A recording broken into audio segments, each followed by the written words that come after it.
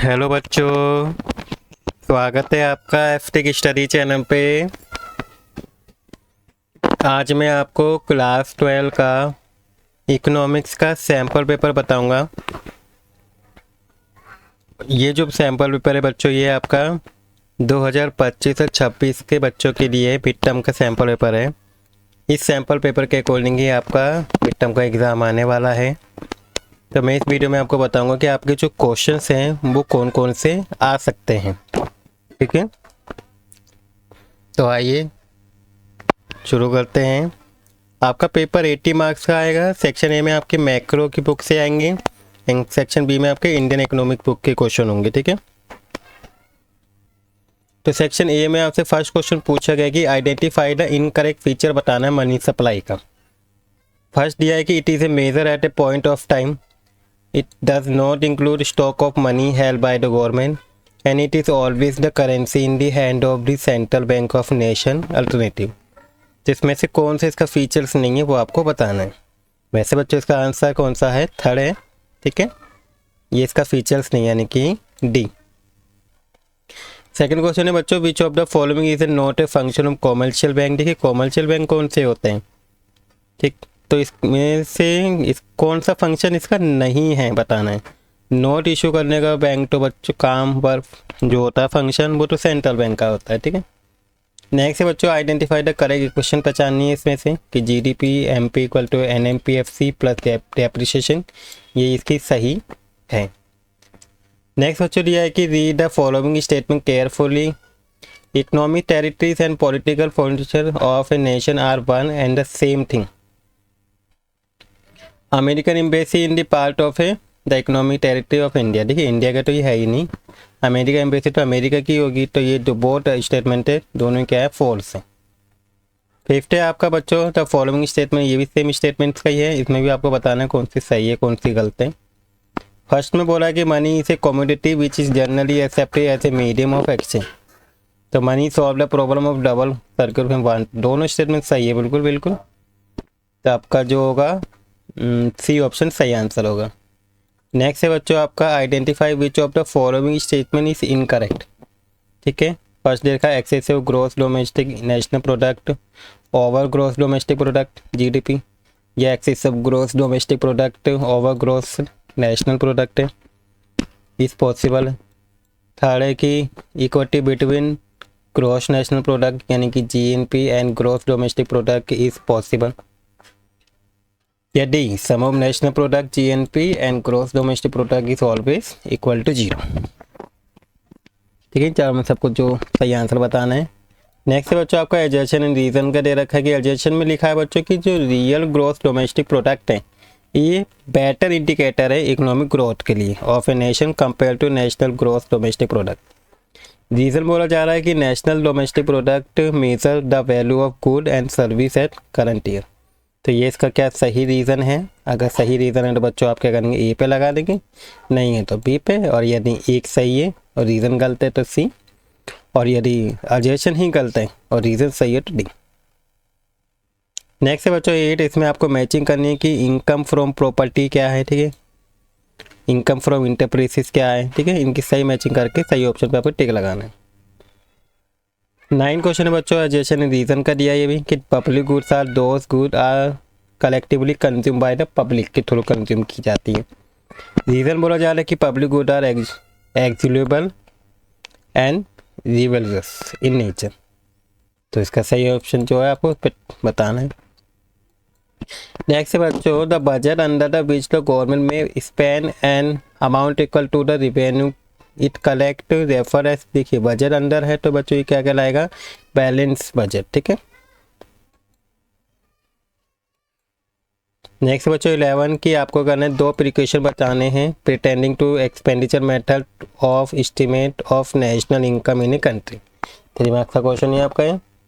12 question में आपको बताना है कि तो government generally levy a higher goods and service tax GST on a socially undesirable product like cigarette, tobacco, liquor etc. Identify and explain the indicate government budget बताना है आपको object in the above statements.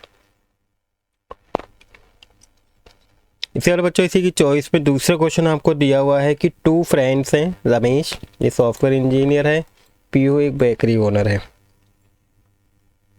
Are discussing their contribution to nation economy, ठीक है, tax payment. Ramesh earn 8 lakh per year which makes him liable to pay income tax. Piyu pay goods and service GST on the sale of cake and pastries. On the basis of given tax, identify whether Ramesh is paying direct tax और indirect tax and explain भी करना है आपको, इनके difference बताने और 2 types of जो taxes है उनके बीच में डिफरेंशिएट आपको बताने, ठीक है। इस बार बच्चों नेक्स्ट है 13 क्वेश्चन की जस्टिफाई द फॉलोइंग स्टेटमेंट को आपको वैलिड आर्ग्यूमेंट के साथ जस्टिफाई करना है। फर्स्ट बोला है कि money supply in an economy is an example of stock variable है, इसको जस्टिफाई कीजिए। सेकेंड आपको the central bank provide several banking service to the government, ठीक है। नेक्स्ट बच्चों इसी की चॉइस में पूछा गया है कि assuming for a hypothetical economic central bank increase the reserve ratio from 8% to 10% increase हो गया, तो total primary deposit stand at 500,000। Explain the effect of rise in reserve ratio, बताना है कि क्या इफेक्ट पड़ेगा, ठीक है, रिजर्व रेशियो पे credit creation by commercial bank के थ्रू। नेक्स्ट बच्चों 14 क्वेश्चन है, आपको ईयर दे रखा है, नॉर्मल जीडीपी दे रखी है, ठीक है, और बेस ईयर प्राइस पे नॉर्मल जीडीपी दे रखी है। तो इस कैलकुलेशन के अकॉर्डिंग, इन वैल्यू के according calculate the percentage change बताना है, रियल ग्रोस डोमेस्टिक प्रोडक्ट में क्या परसेंटेज चेंजेस हुआ है एज द बेस ईयर पे। 15 क्वेश्चन बच्चों आपको ब्रीफली इन 2 फंक्शन बताने इनके, बैंकर्स ऑफ बैंक के and lender of last resort के। 16 क्वेश्चन बच्चों suppose there are only 3 firm in a imaginary economy X Y Z during the year following transaction took place in the economy. तो first में बताना है कि firm X sold goods 20,000 to firm Y and 12,000 to firm Z. Second बोला है कि firm Y sold goods worth 11,000 to firm x को क्या करिए बेच दिया है, सोल्ड कर दिया है कितने में, and 35,000 to firm Z. Firm Z sold good worth 57 to household for a final consumption. तो ऑन द बेसिस ऑफ जो गिवन ट्रांजेक्शन दे रखी है कैलकुलेट करनी है the value of gross domestic product of market. Second आपको elaborate करना है likely impact of construction of 2 new express highway on the gross domestic product and welfare in economy. इसी की चॉइस में बच्चों दूसरा क्वेश्चन दिया है, ठीक है, इस क्वेश्चन की चॉइस में इसमें आपको करना है कि how will you treat the following while estimated national income, give reason बताना है आपको, आंसर देना है रीजन के साथ इसका। फर्स्ट है कि salary receive by non resident Indian work in Russian embassy in India. Second है कि profit earn by an India bank from the branches abroad. Third entertainment tax receive by the government. इसे second question है बच्चों from the, आपको यहाँ पे table दे रखी है, इस टेबल को यूज़ करके कैलकुलेट करनी है net value added at market price during the year. इसके बाद बच्चों 17 क्वेश्चन है कि रीड द फॉलोइंग, आपको टैक्स को इसको पढ़ना है। तो the union budget of 2025 and 2026 में introduce a series of major aim at strengthening the micro small and medium enterprise MSME sector. It recognizes the role of MSMEs as one of the key engine in India journey of development, along with agriculture, investment and export, as a vital contributor to India's industrial landscape. The MSME sector play a crucial role in the manufacturing sector, export and employment generation. The new budgetary provision aim to build on this strong foundation by fostering innovation, enhancing competitiveness and ensuring better access to resource. Furthermore, the government ongoing initiative like the Udyan registration portal, PM Vishwakarma, PM EGP and SEU EURTI, and the public procurement policy continue the demonstrative combined effort. ठीक है, इन्हें से इसको contribute भी किया है. तो on the basis of given test and common understanding answer the following question देने हैं आपको. फर्स्ट पूछा कि MSME पे pivotal role in the Indian journey of development do you agree, क्या आप इससे एग्री है, तो आप इसको अपने आंसर बताइए स्टेटमेंट के साथ, गिव वैलिड रीज़न दीजिए। सेकेंड आपको एक्सप्लेन करना है की major initiate by government of statement of MSME. इसके बाद बच्चों सेक्शन बी आता है जो आपकी दूसरी बुक से है, क्वेश्चन पूछे गए हैं इंडियन इकोनॉमी डेवलपमेंट से। इसमें आपसे फर्स्ट क्वेश्चन है कि आपका जो स्टेटमेंट दे रखी है दो, तो under the colonial rule basic infrastructure like railway, post, telegraph was develop. Statement second में बोला है कि the real motive behind the infrastructure development in India was to statement the British interest. तो क्या दोनों स्टेटमेंट ट्रू है या false है, आपको ही बताना है, ठीक है। सेकेंड है बच्चों 19 क्वेश्चन की identify which of the following alternative indicate the incorrect component of combination of agriculture marketing system. ठीक है, कौन सा गलत है, इनकरेक्ट है। असेंबलिंग, स्टोरेज, प्रोसेसिंग, पैकेजिंग, या प्रोडक्शन, असेंबली, प्रोसेसिंग, ग्रेडिंग, या assembling, processing, packaging, transportation and processing, packaging, grading, distribution. ठीक है, तो आपको इनकरेक्ट बताने हैं, इसमें देखिए करेक्ट वाले नहीं बताने। नेक्स्ट है आपको 20 land reform refer to reform related to किससे रिफॉर्म है, रिलेट करता है land revenue, ownership of holding, size of holding, या all of this. Next question बच्चों 21 की which is the apex institute at the national level which provide refinance facility to institute engage in providing rural credit. ठीक है, SIDBI या नाबार्ड या SBI या RBI। 20 question है identify from the following alternative incorrect option बताना है, इसमें भी आपको कौन सा इनकरेक्ट है। फर्स्ट बोला है कि to make the marketing system efficient and effective for farmer to get best price of their product. Second है कि to discourage improvement of marketing infrastructure for farmer. Third आपको बताना है to prevent exploitation of farmer. Fourth में कि to discourage farmer from improving quality and quantity of their product. ठीक है, तो आपको इसमें से कौन सा इनकरेक्ट है वो आपको बताना है कि फर्स्ट एंड सेकंड, या फर्स्ट एंड थर्ड, या थर्ड एंड फोर्थ, या सेकंड एंड फोर्थ। 23 क्वेश्चन है बच्चों नेक्स्ट कि during the British rule India foreign trade had various feature except restriction policy of commodity production trade and strip, या British monopoly over India's export and import, free trade from India to rest of the world, या large export surplus. Next है बच्चों 24 modernisation is an important economic planning objective that focus on adoption in innovative technology, equal distribution of income and wealth, या bringing positive change in the social output. तो ये कौन सा option इसमें सही है वो आपको बताना है। ठीक है, ओनली वन, या फर्स्ट एंड सेकेंड, या फर्स्ट एंड थर्ड, या फर्स्ट सेकेंड थर्ड, तीनों ही। नेक्स्ट बच्चों आपको फिल इन द ब्लैंक बोलना है। Dash is a system that is helpful in restoring, maintaining, enhancing the ecological balance. कौन सा है, कन्वेंशनल, ऑर्गेनिक, केमिकल, या मल्टीलेयर। 26 क्वेश्चन बच्चों आइडेंटिफाई करना है source of human capital formation and choose the correct alternative, fill in the blank भरना है आपको। ठीक है, तो इसका ये जो यहाँ दे रखे हैं यहाँ पे क्या आएगा वो आपको बताना है।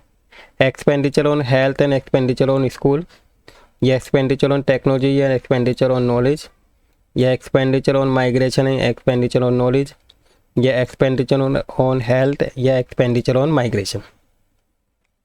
नेक्स्ट क्वेश्चन है बच्चों 27 आपका सजेशन दिया हुआ है कि in the recent past Indian economy has facing the problem of jobless growth. रीजन ने बोला है कि जो jobless growth refer to A situation where an economy in able to produce more goods and service without generating additional employment। तो आपको बताना है कि दोनों जो है सही है या और रीज़न भी सही एक्सप्लेन करना तो ये लगाना है। अगर रीज़न गलत है तो बी, ये रिजेशन ट्रू है, रीज़न गलत है तो सी, और रिजेशन फॉल्स है, रीज़न सही है तो डी। इसी बार बच्चों 28 क्वेश्चन है आपके 3 मार्क्स का क्वेश्चन है ये। तो आपको एलिबरेट करना है, रीज़न बताना है owing to which the private sector was regulated under the industrial policy resolution 1956। Second आपको बताना है कि डिस्कस एनी 2 सैलेंट फीचर बताने ऑफ इंडियन इंडस्ट्रियल सेक्टर के बताने ड्यूरिंग द पीरियड ऑफ 1950 से लेके 1990 तक। नेक्स्ट क्वेश्चन बच्चों 29 पूछा है कि compare the women more man are found working in India. It has been observed that for every 100 urban female only about 15 work in rural area. For every 100 rural women only about 25 work. तो आपको discuss करना है इस statement के ऊपर valid reason के साथ कि ऐसा क्यों है। नेक्स्ट है बच्चों 30 क्वेश्चन, इसका ए है कि national education policy 2020 of Indian states a lot on in service teacher training in the light of the given statement. State and explain any two advantage of such on the job training in upliftment of education sector of any nation. ठीक है। Next आपको casual veg labour की आपको definition लिखनी है, define करना है कि क्या होता है। इसके बाद इसी की चॉइस में दे रखा है ये वाला क्वेश्चन कि एलेबोरेट एनी 2 रीजन बताने owing to which lesser number of women are found in regular salary employment. और सेकंड में आपको वर्कर पॉपुलेशन रेशियो की आपको डिफाइन करना है। नेक्स्ट है बच्चों 31 क्वेश्चन की गिविंग वैलिड रीजन के साथ आपको state whether the following statement true है ये फॉल्स है, रीजन के साथ आपको बताना है कि India follow unbalance growth during the colony rule. ये स्टेटमेंट ट्रू है या फॉल्स है ये आपका बताना है, और अगर ऐसा है तो उस रीजन के साथ आपको बताना है। सेकंड क्वेश्चन बच्चों the economic policy implement in India between 1950 to 1990 is sought to promote regional equality. 32 question है बच्चों, इसमें भी वैलिड रीजन के साथ आपको बताना है कि जो स्टेटमेंट है ट्रू फॉल्स क्यों है। फर्स्ट स्टेटमेंट लिखिए कि higher productivity and production are the outcome of investment in human resources. Second है कि rising population does not affect the quality of human capital formation. 33 question है बच्चों ए, इसमें बोला गया कि India can transfer itself knowledge based economy by using information technology को यूज़ करके। तो आपको ऐसा क्यों है इस स्टेटमेंट को जस्टिफाई करना है। सेकेंड है कि एक्सप्लेन करना है, रोल बताना है आपको अफोर्डेबल हेल्थ केयर फैसिलिटी का इन promoting human capital in country. इसके बाद बच्चों इसी की चॉइस में दूसरा क्वेश्चन दिया हुआ है कि trace the relationship between human capital in economic growth में क्या रिलेशनशिप है वो बताना है। सेकेंड है कि Madhya and Danish both the had their own farm उनका and Madhya invested in a few agriculture courses, learn modern farming technique and train her labor on best practice related to soil fertility, crop management, pest control। ये सबको क्या करती है best practice related करती है, ठीक है, फर्टिलिटी बनाए रखती है और इसकी ट्रेनिंग दे रखी है अपने लेबर को ना अच्छे तरीके से। तो whereas Danish invest heavily in by purchasing advanced farming machinery, irrigation system and high quality seeds। तो इसको पढ़ के आपको बताना है कि आप इस स्टेटमेंट से एग्री हैं। That Danish had made an investment in human capital, give value reason बताने आपको आंसर के साथ, ठीक है। तो बच्चों 34 क्वेश्चन है, आपको एक क्या दे रखा है टेक्स्ट दिया हुआ, इसको पढ़ना है पैसेज को। With the July 1991 budget there was a clear switch in favor of a move towards an outward-oriented market-based economy. The liberalization steps initiated in the budget were very comprehensive, although the pace remained gradual and there were occasional hiccups. The 1991 reform did away with import licensing on all but a handful of intermediate input and capital goods. तो consumer goods accounting for approximately 30% of tariff lines remain under license only a decade later after a successful challenge by trading partner at the World Trade Organization were these goods free of licensing. Today, except for a handful of goods that are disallowed on environment, health, safety ground, all goods may be imported without a license or other restriction. With the removal license, the tariff rates become effective restriction on import. Therefore, a major task of the reform has been lower the tariff rate. Tariff rate reduction have been mainly continued to non-agricultural industrial goods. Therefore, the liberalization applied strictly to this good. The reduction in tariff has been achieved through a gradual compression of the tariff rates, a simultaneously rationalization of the tariff structure through the reduction in India number of tariff band help in the direction. ठीक है, ये आपके पैसे दिया है. अब इसमें आपको क्वेश्चन पूछा है कि the trade liberalisation reform initiated in 1991 budget were very comprehensive, justify the given statement को आपको जस्टिफाई करना है. सेकेंड, आपको state any two areas in which tariff reduction were introduce, उसको आपको बताना है ऐसे कौन से दो हैं. तो ये था बच्चों आपको मिड टर्म का इकोनॉमिक्स का क्लास 12 का पेपर मिड टर्म का. आई होप आपको समझ में आ गया होगा कि आपके किस तरीके से क्वेश्चन आपके एग्जाम में आने वाले हैं और कौन कौन से आपसे क्वेश्चन पूछे गए हैं. इनमें से कुछ क्वेश्चन बच्चों बहुत ज़्यादा इंपॉर्टेंट भी है आपके एग्ज़ाम के लिए. तो आई होप जो आपको वीडियो अच्छी लगी होगी. अगर आपको वीडियो अच्छी लगे तो प्लीज़ वीडियो को लाइक कर दीजिएगा और अगर आप इस चैनल पर नए हैं तो चैनल को सब्सक्राइब कर दीजिएगा. Thank you for watching video.